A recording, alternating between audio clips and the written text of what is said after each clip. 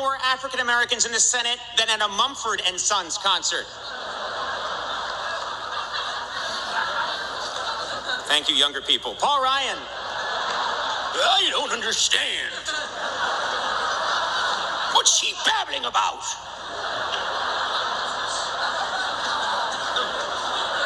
Who's this man? Paul Ryan recently. He really burst through last year when he ran for vice president. After the election, Ryan said President Obama was reelected because of the high turnout of urban voters.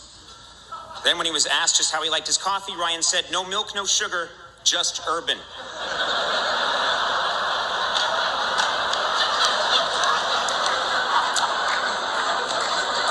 Well, there's RNC Chairman Reince Priebus. You heard me correctly. His name is Reince Priebus. Tonight, he's sitting right in between his brothers, Lather Priebus and Repeat Priebus.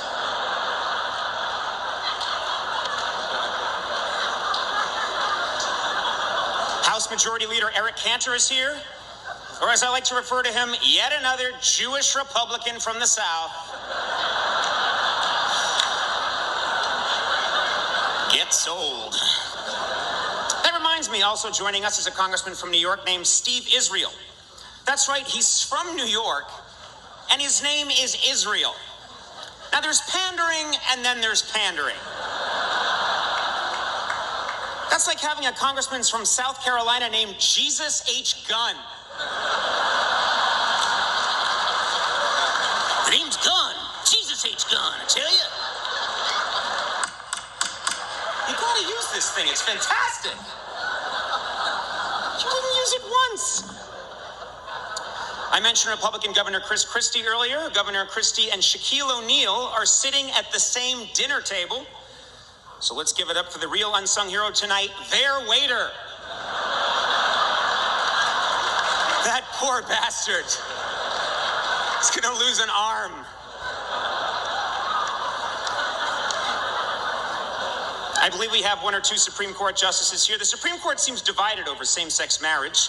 The liberal justice favor it, while the conservatives oppose any lifelong sacred union between two men, unless, of course, it's Antonin Scalia and Clarence Thomas. The hell was that? It's no surprise that Speaker John Boehner isn't here tonight. Speaker Boehner and President Obama are still struggling to get along. President Obama and John Boehner are kind of like a blind date between Anderson Cooper and Rachel Maddow.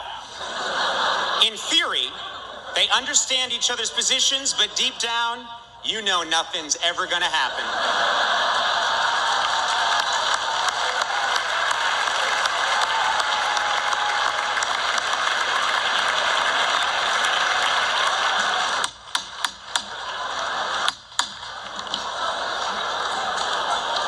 Speaking of nothing happening, we're all hoping, of course, that nothing happens with North Korea.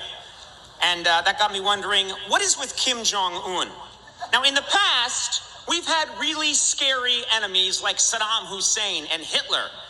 Now suddenly our nemesis is a pouty teenage boy who dresses like Rosie O'Donnell at the Emmys.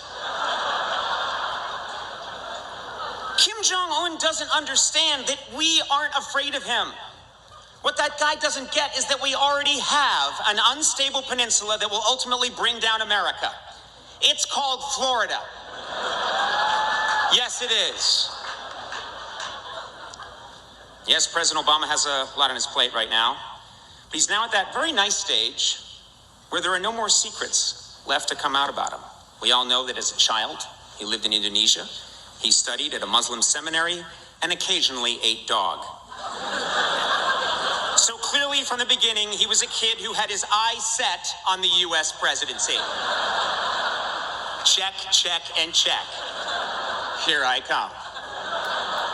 Now, I know the relationship between the president and the press can seem a bit strained at times. Some in this room have even accused the president of being distant and aloof. When I asked the president about it earlier, he said, "Oh," and then walked away.